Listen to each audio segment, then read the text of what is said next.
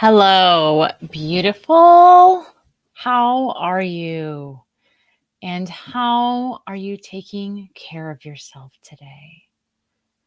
Welcome to another Joyfully Ever After Grow Your Joyful Life Foundational Playshop with yours truly, Heidi Esther. I am a storyteller and a joy coach.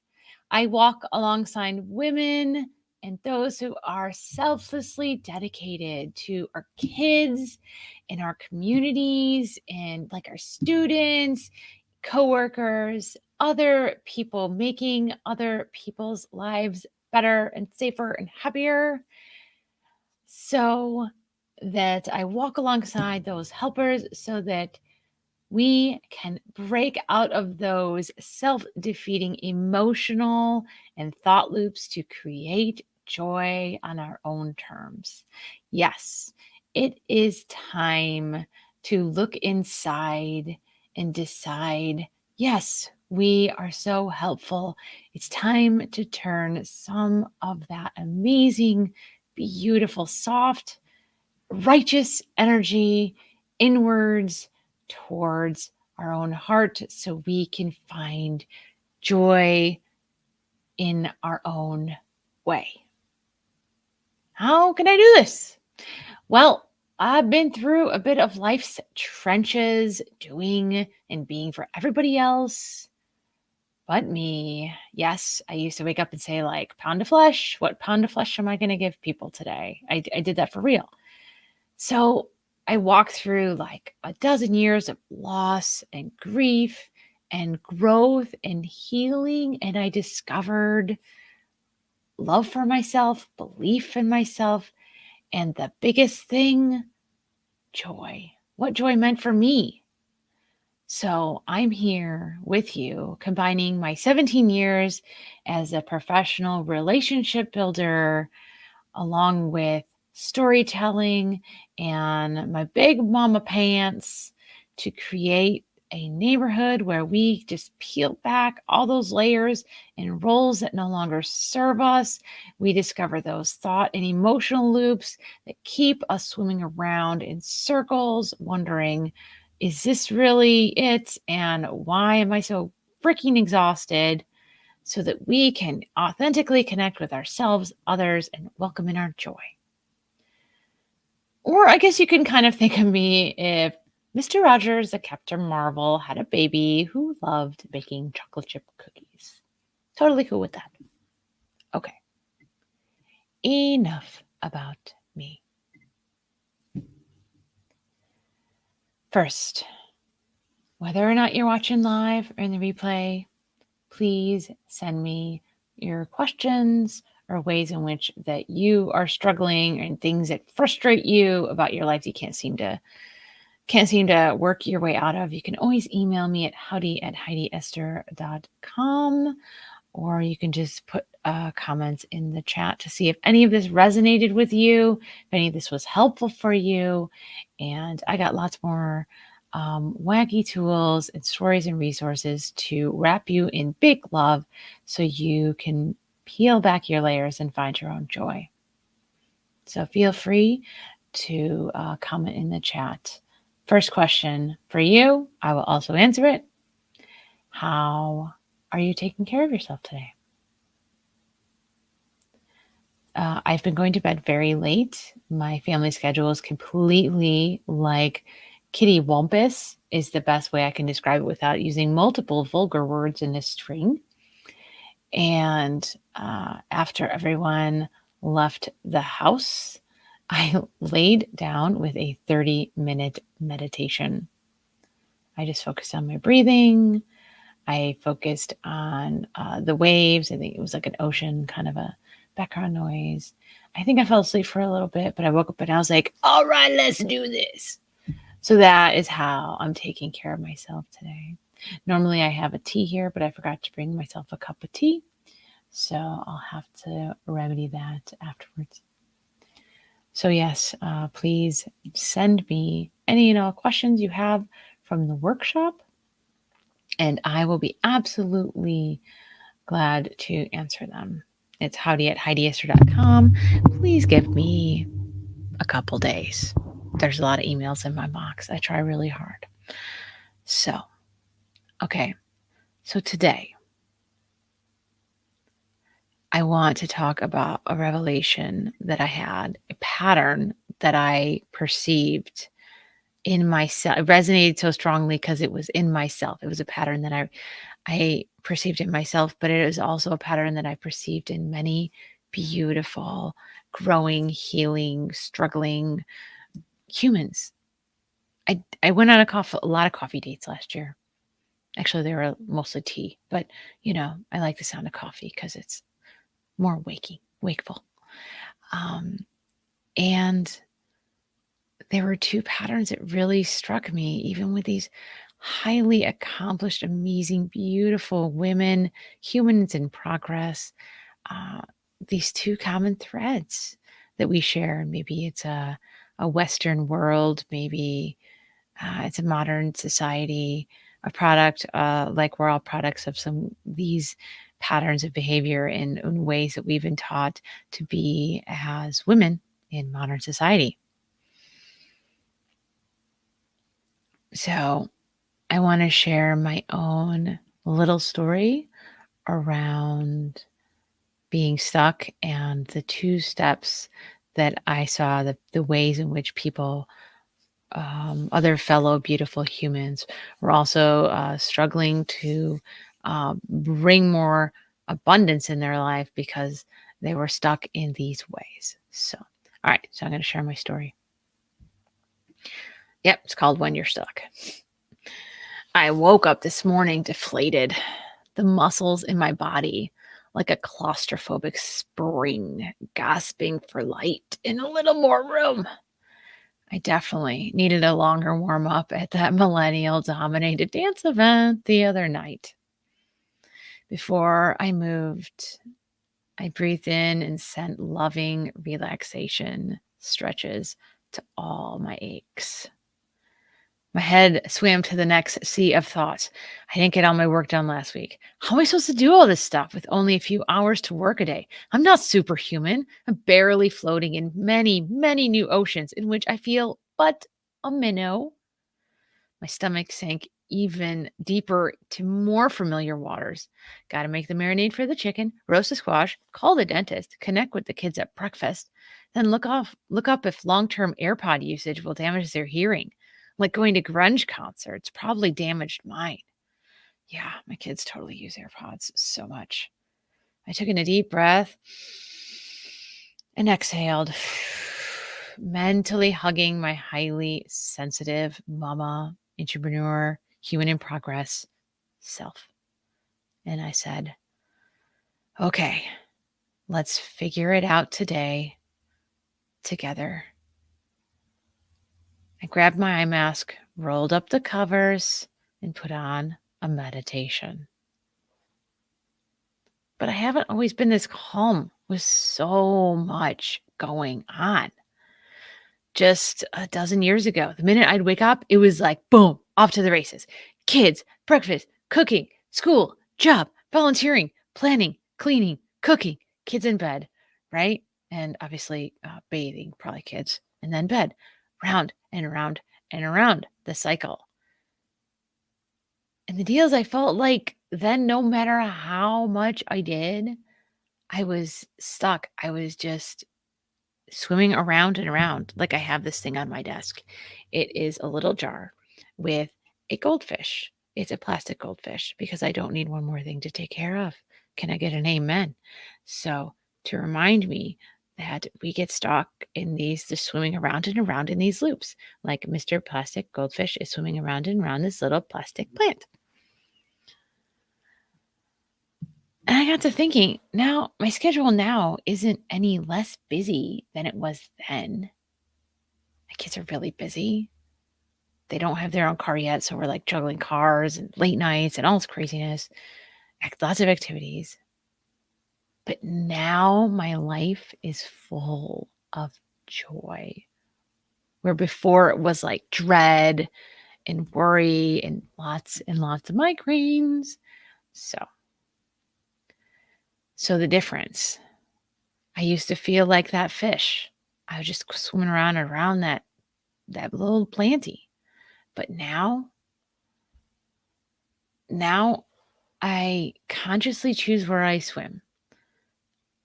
I consciously decide how much time I am dedicated to me, and then, all of my responsibilities, my kids, my work, my community, my friends. And I work on balancing my time, right? We're never balanced. It's like impossible. My yoga instructor, Rachel, whom I interviewed last week for Daily Bread Yoga, she says, work on balancing, right? Because we're never balanced. And so give yourself grace to do the balancing and feel the wobble.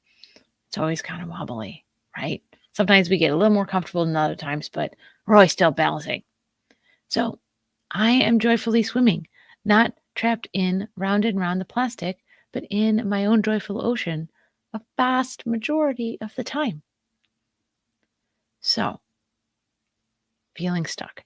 So sometimes when we get stuck, it could actually be that our lives are so full, we don't have any wiggle room, right? We get stuck in that little tank swimming around that little plastic plant, and we really want to be in the ocean, but it's so full, right? We got to swim around there because we got to do the things.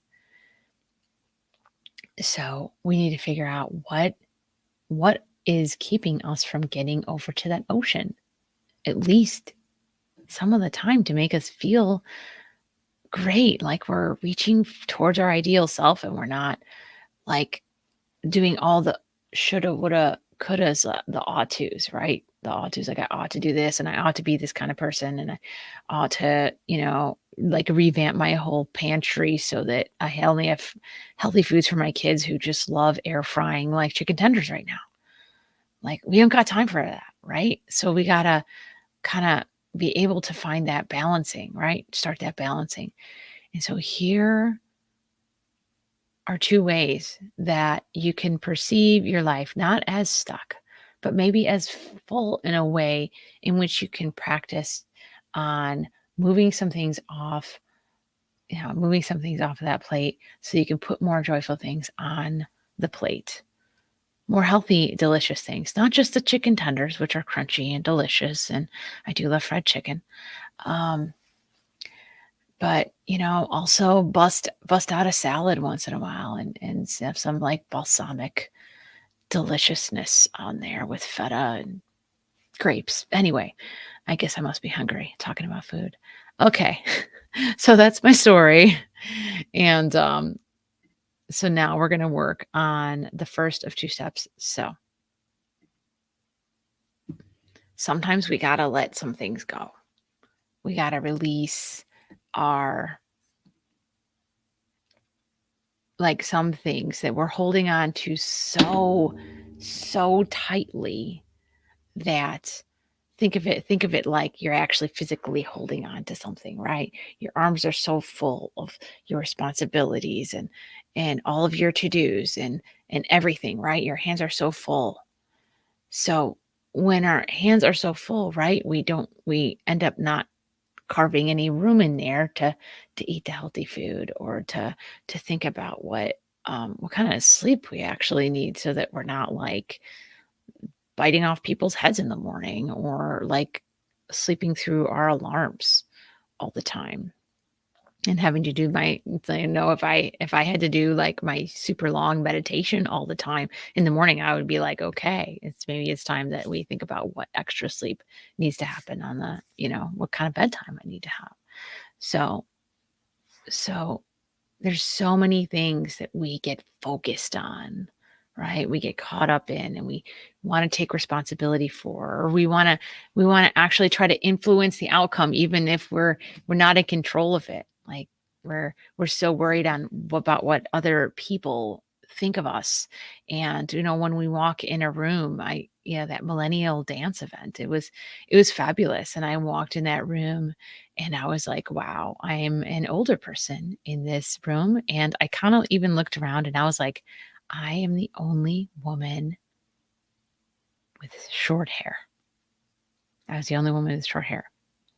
So if I had focused on those two things, I would have just kind of like slunk off to the side and been like, I'm too old for this. And um, my hair is like too short and it's dumb and it's not like flowing and cool like everyone else dancing. So instead of gripping onto those differences, right, I let them go. I let them go and I said, this is who I am. This is how I'm showing up. I'm a very verbal person in a very nonverbal environment. And so I took care of myself. I released trying to talk on the dance floor, which was not allowed. And then I moved over and got some cake, which I love, and conversation to verbally process. So I was able to release those things. So I have some questions for you about releasing. And so you can ask yourself. So a lot of times it's those expectations, right?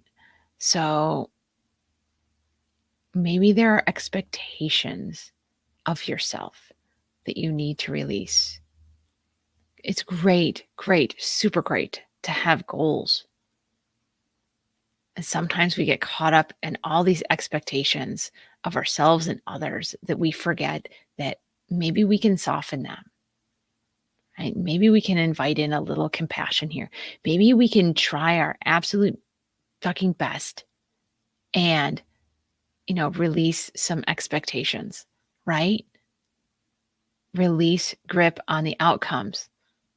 Hold on to what you can, which is like what we can do, how we can show up, how we can, take care of ourselves. So, we're not oversleeping our alarms. That stuff we can control. Can't control how other people will perceive us. Right? We just show up as ourselves. We are born divinely created in this moment at this time with these gifts. You were divinely created in this moment at this time with these gifts, with these challenges, with these successes, with these loves, with these losses. You were created in this way at this time for a reason. It would be a disservice to you and to humanity to be editing yourself. So don't. So be you. It's terrifying at first, kind of like you're standing naked everywhere. But the more that we show up as ourselves, the more we are attracted to the people that we're meant to connect with and help, or people who need to help us. Okay. Other release techniques is maybe there's a label that you're holding tightly onto. Like, what was I voted? Best, most likely to succeed in high school or something. I think it's because I was class president. But that's like a big label, right? And that success could mean so many things.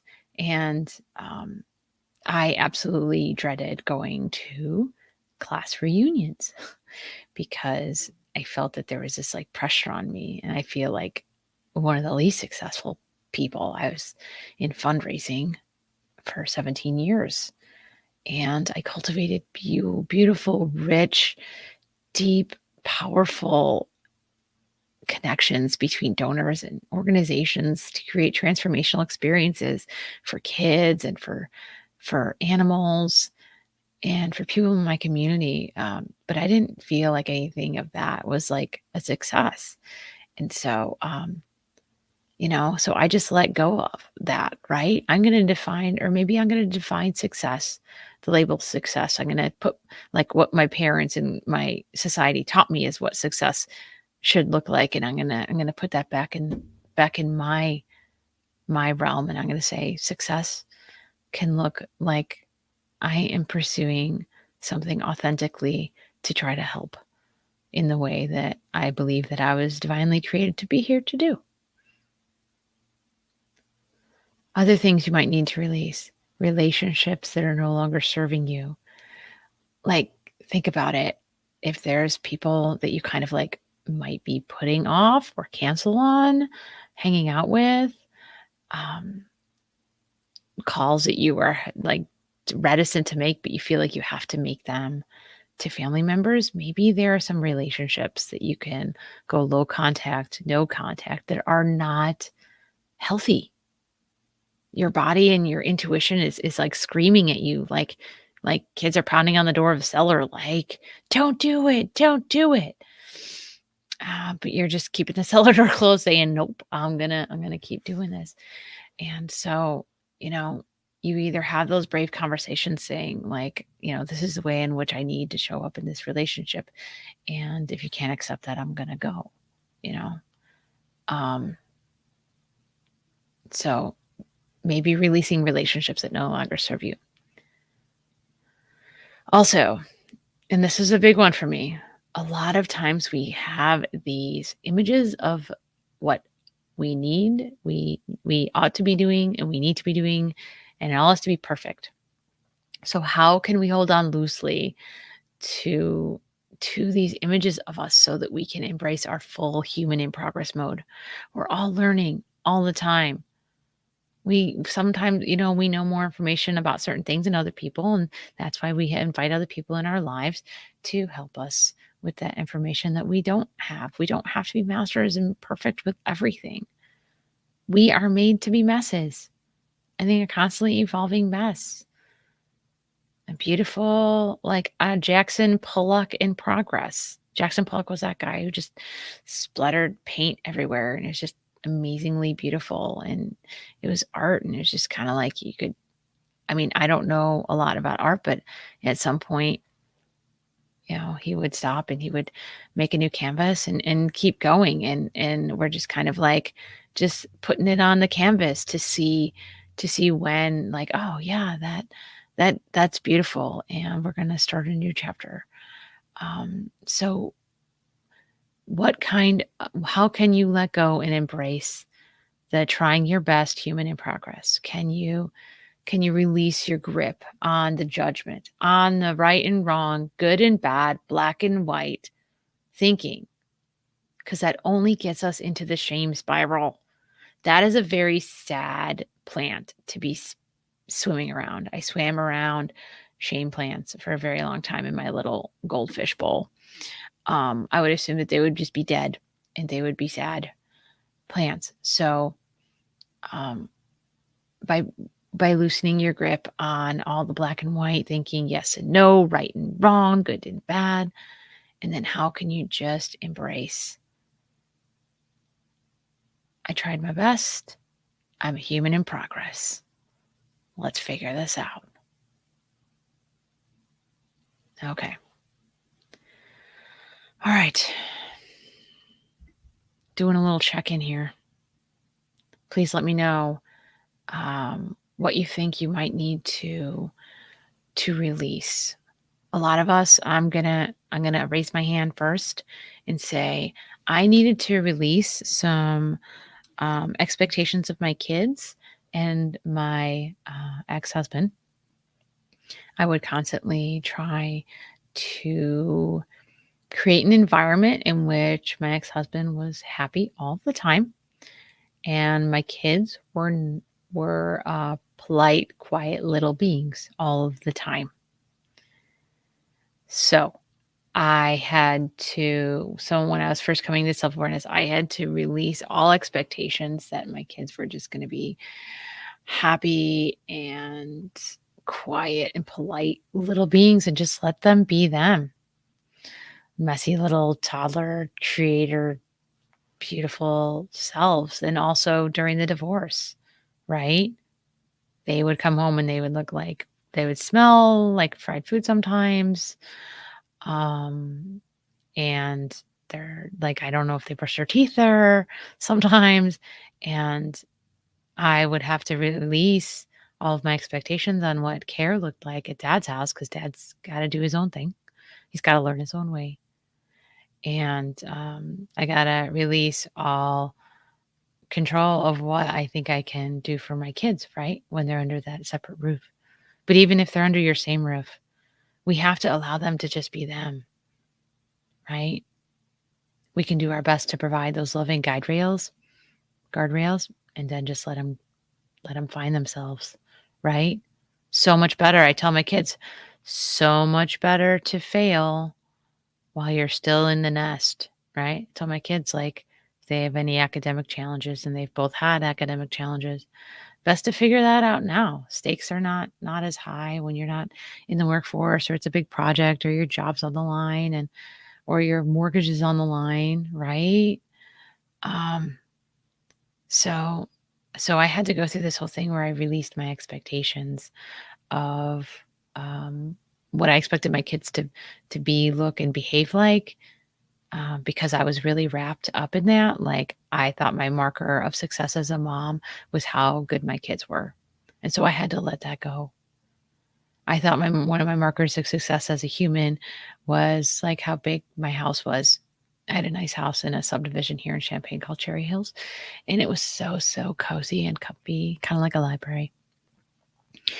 And when I moved out of it, I downsized by at least half, maybe 70%, and I had so much shame because I felt like I was immediately a failure, right? I was holding on so tightly to what that vision of success was. But once I let go, I was able to enjoy the house that I picked during and after divorce, as well as find the space where I'm in right now, to build my new family and what family looks like for me. So if I had never released my grip on that Cherry Hills house and having that, like, new minivan, and having kids who were taken care of all the time, I would just be, like, miserable every single day of my life. So being able to release all that control, and as a helper, Enneagram 2 helper, and recovering codependent, I guess I was really surprised. At first, I was like, I don't control people. Then I was like, oh my God, there's so many different ways that we're taught to help. And I call it overhelping. So we overhelp people. We kind of, like, step in their lane and we just take the wheel from them. We're like, we know better than you how to drive your car. But then that robs them of the joy and frustration that of learning how to drive a car and being able to drive on their own. So letting people see who you really are, letting people fail and make their own mistakes, releasing that all those ways in which we try to overhelp. Okay. Step 2. This is probably going to be something that might resonate with you more. This was the first thing that I noticed when I went in my coffees. Receiving. We are not very good at receiving, us helpers. We're trying to make sure everybody else is okay, take care of everybody else's needs, solve the community's problems, taking care of students in our classrooms, our kids, families, you name it, friend groups. And so what don't we make room for? Receiving. We give. We're givers. But there's a loop. There's a loop, right? Even there's a loop. I have an itch in my eye. I'm sorry if you're watching this. Okay. There is a loop of giving and receiving through the earth, right? And so, like, the plants who die, they, like, give their nutrients to the soil, who then the soil receives them, and they give their nutrients to new plants who receive them, and then they grow up to give their oxygen to us mammals, and we gratefully receive the breath of life, and then we receive it, and then we give back our carbon dioxide, of which the trees will take. And then the whole cycle continues, right? Giving and receiving, both super important. So, just as you can't catch a ball if your hands are already full, right? The same is with our lives. We can't receive all the good that is coming our way if our hands are full and we're constantly just giving, giving, giving, giving, giving, and our eyes are looking and focused on everybody else. So, one real simple, fun exercise that I love doing to get people comfortable with receiving is doing like a compliment circle. So, where you give a compliment to someone and they can't say anything other than thank you. You have to say thank you. Thank you accepts and receives the compliment. There's no more, you don't get to say anything else like, are you sure? And like, I don't know about that. No, those are like the stiff arm. So we're not doing the Heisman here. So we got to say thank you to receive the compliment. So that is like the baby step into the pool of receiving. So, and whenever anyone gives you a compliment, say thank you. When anyone ever gives you a gift, say thank you.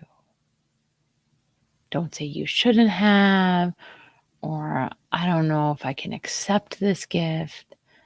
Just say thank you. It's really, really good practice for being able to receive. So here's a hard thing. As givers, we like to be able to provide all the help and everything, but we can't do everything. We can't do everything and also step into our own joy, right? There's gotta be a balance there. There's a giving and receiving. So if we want to get that joy, that's something, you guessed it, we receive. We receive that joy. You have to actually take time to feel that joy, to create that space, to do that thing, to feel that joy, to receive that joy. So, what do you got to get good at? Okay, so we're going to practice with saying thank you. And then you got to practice thinking about ways in which you can ask for help and support to carve space and time in your life for you, for taking care of you, for doing a fun, joyful activity so that you can receive joy. So you need to get a practice at finding maybe like one little thing, one little pro tip you can do in your life to ask for support. So right now, I'm a stay-at-home mom, like most of the time, and a few hours a day. I'm a storyteller and a joy coach. To be able to do storyteller and joy coach, my kids also have chores. They used to not have a lot of chores, but they have like some weekend chores now. Pretty soon, I'm going to be getting my own little robotic vacuum, which I find is fabulous. Every morning while the kids are eating breakfast, we have an open concept house. So in the kitchen, I will prep dinner. So while we don't have money yet for me to have a personal chef or to get like really ready-made healthy meals, I take my morning time to connect with my children, and I help myself, my later afternoon self, when there's like running around and busyness and I'm trying to connect with the kids after school. So I sous chef myself, right? To create so that later I can receive that blessing of like 75, 80% of my dinner is done. And so I can focus on helping the kids, and the kids are usually pretty chatty after school. So I could get that magical connection time without freaking out about like all the crap I have to do for dinner. Send thank yous. That's something that I just love doing. I know it's kind of old school, but I have a real strong, I think it's for my fundraising days. Plus, it was a practice I started right around when I was diagnosed with depression. The first time is I started tracking my gratitude and practicing daily gratitude. And so that also helps you receive, like be able to reflect and look back and receive the gifts of people's time and So you can send thank you cards. You could create a gratitude journal. And so that is so important, right? Being able to receive, ask for support. So your things here now are like, okay, if you're so full, okay, how can you carve time, a little time, ask for some help, right? Create breathing room, create margin. What can you ask for support of in your life, right? And then a lot of people are just like, you know what? I'm pretty stubborn and independent and I like doing everything myself. And that's great. However, we are more than all we do, right? Don't we get the chance to just be and chill and enjoy ourselves? So we're not all on this rock as single people. We're a community who weave support together. And so you don't have to do all of this all by yourself. It's not a marker of you're not going to get a super gold star, like 4 gold stars at the end of the journey, right? For doing all of it by yourself. You are going to feel like you had a beautifully connected, fulfilling life if you took time to figure out what your priorities were and what brought you joy, and then you ask for help from stuff that doesn't bring you joy, right? Right now, I'm carving margin in my life to focus on the things that bring me joy. My children, my wife, my friends, being a storyteller and joy coach. All the other things, I'm like, all right, how fast can I offload them so I can get back to the good stuff? Because once you realize what the good stuff is, you're going to want more of it.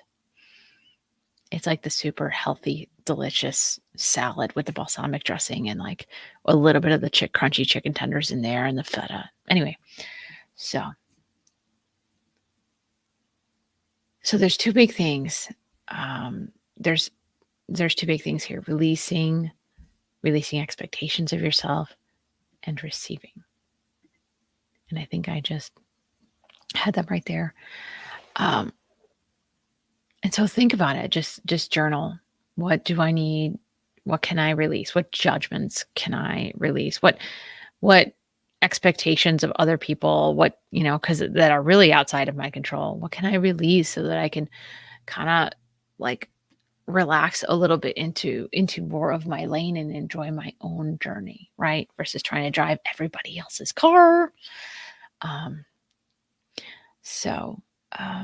The start of my journey into and like all the business and everything, right when I was trying to figure out what do I got to let go of and how can I let in some help, is accentuated in my book, For Cryin Out Loud.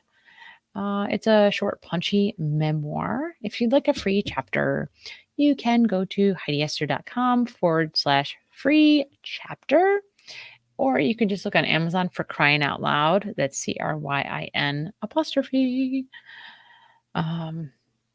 Yeah. So I would love to know what you thought. Thank you so much for showing up to see if maybe your life is a little too full or if you feel a little stuck, and hopefully one or both of these exercises may help you kind of toe into some new waters and find some new joy for you. Before I go, I have the Snowman of Affirmation. He's a cute little glass snowman.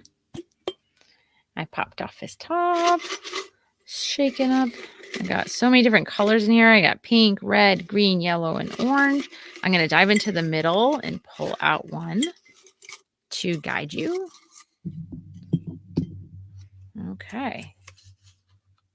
I choose abundance over scarcity. Okay. So that is your affirmation to go with this play shop. Thank you so much for tuning in today.